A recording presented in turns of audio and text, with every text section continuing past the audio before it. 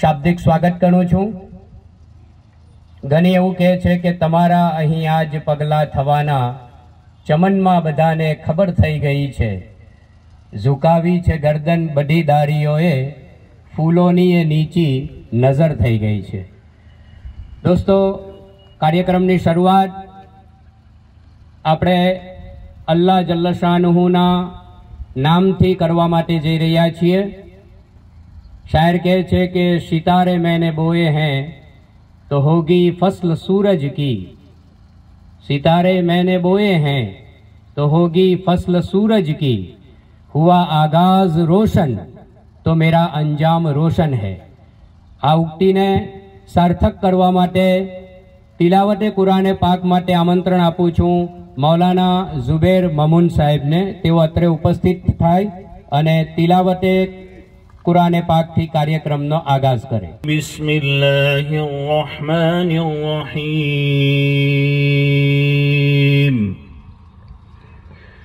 इन्नल्लज़ीन क़ालू रब्बुना अल्लाहु थुम्मा इस्तक़ामू ततनज़्ज़लु अलैहिमुल मलाइकतु अल्ला तख़ाफू वला तहज़नू ألا تخافوا ولا تحزنوا وأبشروا بالجنة التي كنتم توعدون. نحن أولياؤكم في الحياة الدنيا وفي الآخرة ولكم فيها ما تشتهي أنفسكم ولكم فيها ما تدعون نزلا من غفور رحيم.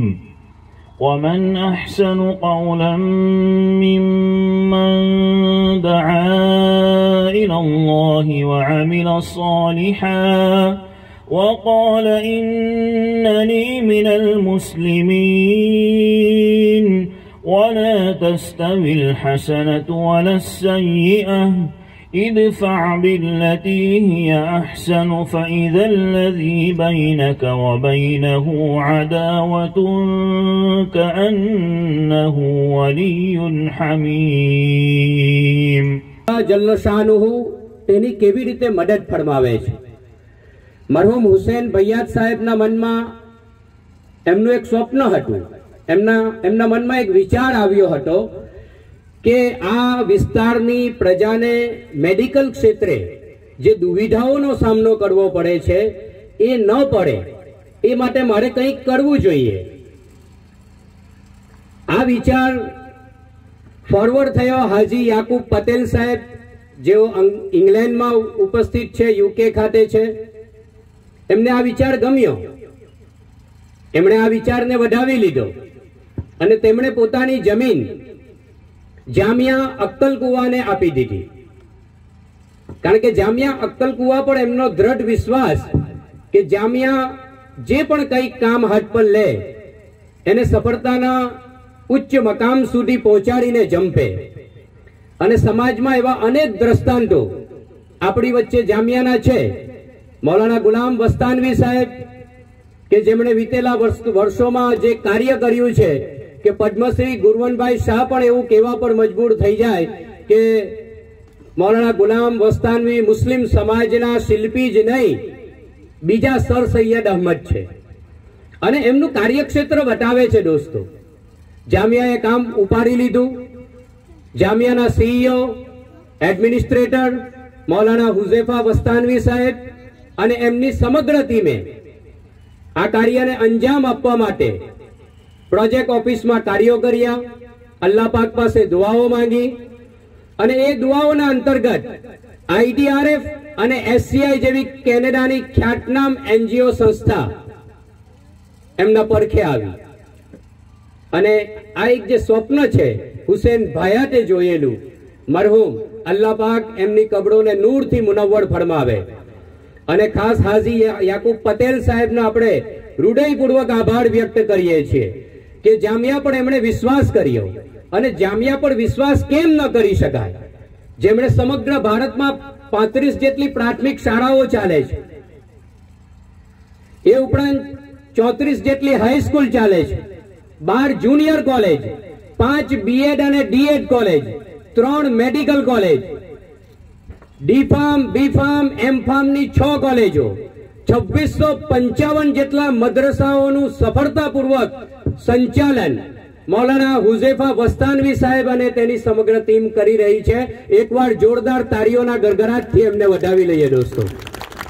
કદાચ હું કહેવા બેસું તો ઘણો બધો સમય લાગે, આપણે એમાં કહેવાની જરૂર નથી, પણ એમનું એક કાર્ય છે, એ કાર્ય એમણે પૂર્ણ કર્યું છે.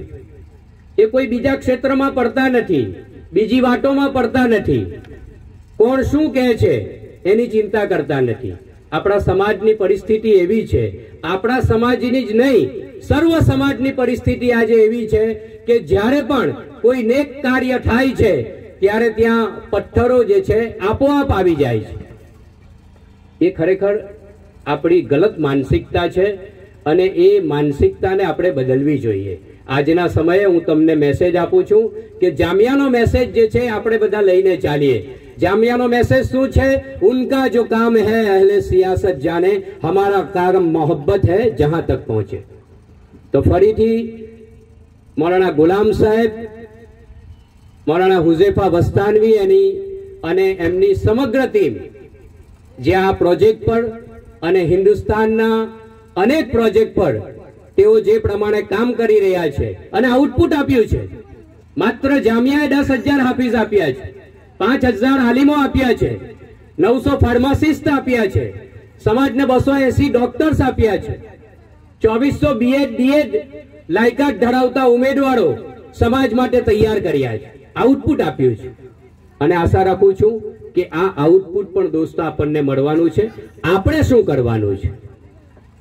આપણું કામ દોસ્તો એટલું છે કે નેકીનું કામ જ્યાં પણ થતું હોય ત્યાં આપણે સહયોગ પૂરો પાડીએ, એમની પડખે ઉભા રહીએ. આજે સમય એવો છે કે ખામીઓ બતાવવા વાળા ઘણા છે, પરંતુ તમારો હાથ પકડવા વાળા ખૂબ ઓછા છે. તો ફરીથી હું આપ સૌનો આભાર વ્યક્ત કરું છું. કિંમતી સમય ફાળવીને તમે લોકો ઉપસ્થિત થયા. સમય ઓછો છે.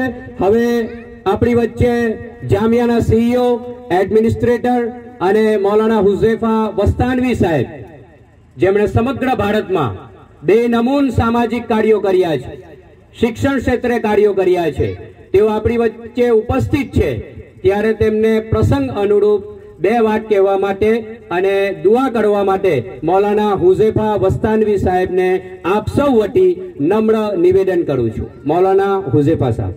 الرحمن الرحيم الحمد لله رب العالمين والعاقبة للمتقين والصلاة والسلام على سيد الأنبياء والمرسلين سيدنا وحبيبنا وحبيب رب العالمين محمد وعلى آله وأصحابه ومن هدى بهديه إلى يوم الدين. قال الله تبارك وتعالى في كتابه المجيد والفرقان الحميد: فأعوذ بالله من الشيطان الرجيم بسم الله الرحمن الرحيم وتعاونوا على البر والتقوى. میں سب سے پہلے آپ سب کا شکریہ ادا کرتا ہوں کہ آپ حضرات یہاں پر ایک مشروع اور ایک پروجیکٹ شروع ہونے جا رہا ہے، اس کے سنگ بنیاد کے پروگرام میں شرکت کے لیے اپنا قیمتی وقت نکال کر تشریف لائے. اللہ آپ کو اس کا بہترین اجر عطا فرمائے. یہ مانگرول تعلقہ، موسالی گاؤں، کوساڑی، یہ پورا ہمارا اپنا علاقہ مانا جاتا ہے. اس علاقے میں تعلیم کی اور ہسپتال کی ضرورت یہ عرصے سے محسوس کی جا رہی تھی. ہمارے یہاں پر ایک مزاج ایسا بنا ہوا ہے کہ ہم اپنے بچوں کو تعلیم نہیں دیتے. پہلے دینی تعلیم کا مزاج تھا، اب وہ بھی کم ہو گیا، اور عصری تعلیم کا مزاج تو پہلے سے ہے ہی نہیں. 10ویں پاس ہوتا نہیں، اس سے پہلے پاسپورٹ بنا کر ساؤتھ افریقہ اور کینیڈا کی تیاری شروع کر دیتے ہیں. تو سب سے پہلے تو ہم سب کو اپنا ذہن اپنا مزاج یہ تعلیمی بنانا چاہیے، اس لیے کہ اس وقت دنیا میں جو قومیں حکومت کر رہی ہے اور دنیا پر جو اپنا سکہ چلا رہی ہے وہ تعلیم ہی کے بلبوتے پر ہے۔ ٹھیک ہے، ہمارے بچے یہ دنیا کے مختلف ملکوں میں جا کر کچھ کما لیتے ہیں، لیکن ایک ہے آدمی ایجوکیٹڈ ہونا، اس کے پاس تعلیم ہے، اس کے پاس ڈگری ہے، اور اس کے بعد اگر وہ کوئی کام کرتا ہے تو اس کی نوعیت ہی کچھ اور ہوا کرتی ہے۔ لہذا ہمیں مستقبل میں معاشرے کو کس چیز کی ضرورت ہو سکتی ہے، ایسی تعلیم سے اپنے بچوں کو آراستہ کرنے کی فکر کرنی چاہیے۔ اس وقت ہم ایک پروگرام کے لیے جمع ہوئے ہیں، ہمارے بابو بھیات سے مشہور تھے، اور ہمارے علاقے میں تعلیم کے سلسلے میں سورت ضلع میں آپ نے بہت محنت کی، بلکہ ہندوستان کے دوسرے مختلف خطوں میں بھی آپ نے بڑی محنت کی، اور وہ ہمیشہ تعلیم معاشرے میں کس طریقے سے نوجوانوں میں تعلیم آئے اور کس طرح سے غریبوں اور ضرورت مندوں کی مدد کی جائے، اس کے لیے بڑے فکر مند رہتے تھے۔ آپ کینیڈا میں مقیم تھے، جب بھی یہاں آتے تھے تو عقل کو ضرور تشریف لاتے تھے اور ہم سے ان کی ملاقات ہوتی تھی۔ تو ایک مرتبہ انہوں نے کہا کہ ہمارے علاقے میں ہم کوئی ڈاکٹر دیگانی صاحب ان کے ساتھ تھے، اور کہا کہ ڈاکٹر دیگانی صاحب یہ چاہتے ہیں کہ ہمارے موسالی کوساڑی اس علاقے کے اندر کوئی آئیڈیل کلینک یا ہسپتال ہونا چاہیے، اس لیے کہ ہمارے لوگوں کو اور اس علاقے کے لوگوں کو اس کی سخت ضرورت ہے۔ جب اس کا علم ہمارے حاجی یعقوب پٹیل صاحب کو ہوا تو انہوں نے اپنی یہ زمین اس کے لیے وقف کی اور کہا کہ ابھی میں جتنی ضرورت ہے اتنی دے رہا ہوں، آئندہ اگر ضرورت پڑی تو مزید بھی انشاءاللہ میں ضرور آپ کو تعاون کے طور پر دوں گا۔ تو اللہ جزائے خیر دے کہ انہوں نے فوراً جگہ فراہم کی۔ اس کے بعد ہمارے بابو بھیا صاحب، اللہ ان کی قبروں کو نور سے بھر دے، انہوں نے فکر کی کہ اب یہاں پر پروجیکٹ کیسے شروع ہو۔ تو اس کے لیے IDRF کے ایک ٹیم کو لے کر وہ آئے، اس ٹیم نے یہاں کا معائنہ کیا، عقل کو آئے، وہاں پر آ کر بھی انہوں نے چیزوں کا معائنہ کیا اور ہم سے معلومات لی کہ آپ لوگ کس طریقے سے پروجیکٹ کرتے ہو، ساری معلومات انہیں دی گئی۔ پھر اس کے بعد اتفاق کچھ ایسا ہوا کہ کورونا آیا اور بہت سارے لوگوں کو اپنے ساتھ لے کر چلا گیا۔ تو اسی کورونا کے عرصے میں ہمارے بابو بھیات صاحب بھی اس دنیا سے ہمیں غمگین چھوڑ کر چلے گئے۔ ہم اللہ سے دعا کرتے ہیں کہ اللہ رب العزت ان کی خدمات کو شرف قبولیت سے نوازے، اور انہوں نے معاشرے اور امت کے لیے جو فکریں اٹھائی اللہ رب العزت اسے پائے تکمیل تک پہنچائے۔ بہرحال حاجی صاحب نے چونکہ IDRF سے ہمیں کنیکٹ کر دیا تھا، اور HCI یہ بھی کینیڈا کا ادارہ ہے، یہ بھی پہلے سے ہمارے ساتھ کام کرتا ہے، تو IDRF کے ساتھ بہت زیادہ فالو اپ لینا پڑا اور کورونا کی وجہ سے کافی تاخیر ہو گئی۔